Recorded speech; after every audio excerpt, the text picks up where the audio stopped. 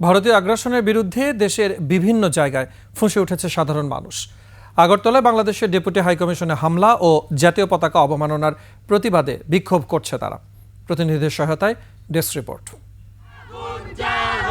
আগরতলায় বাংলাদেশের ডেপুটি হাইকমিশনে হামলা ও জাতীয় পতাকা অবমাননার প্রতিবাদে মশাল মিছিল ও সমাবেশ করেছে জাহাঙ্গীরনগর বিশ্ববিদ্যালয়ের শিক্ষার্থীরা। শহীদ মিনার থেকে মিছিলটি শুরু হয়, পরে সমাবেশ থেকে ভারতীয় আগ্রাসন প্রতিহতের আহ্বান জানানো হয়। ভারত এমন একটি সাম্রাজ্যবাদী রাষ্ট্র হচ্ছে দিনে দিনে, সে গরিব রাষ্ট্রগুলোকে কিংবা উন্নয়নশীল রাষ্ট্রগুলোকে শোষণ করে টিকে থাকতে চায়।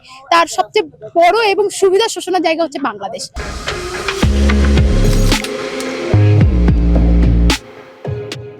বাংলাদেশ একটা স্বাধীন সার্বভৌমত্ব রাষ্ট্র। এখানে কোনো ধরনের ভারতীয় আধিপত্য হোক, আমেরিকান আধিপত্য হোক, কোনো রাষ্ট্রের আধিপত্য এই দেশে চলবে না। আমরা স্বাধীন রাষ্ট্র, স্বাধীনভাবেই এগিয়ে যেতে চাই। সিলেট নগরীতে বিক্ষোভ মিছিল করেছে বিএনপি। সে সময় আগরতলায় বাংলাদেশ উপদূতাবাসে হামলার প্রতিবাদ জানানো হয়। বিক্ষোভ হয়েছে বরিশাল, খুলনা, রংপুর, নাটোর, পাবনা, কুমিল্লা, নোয়াখালী সহ দেশের বিভিন্ন জায়গায়। মহিমা পলি, ডেস্ক রিপোর্ট, 21 টেলিভিশন।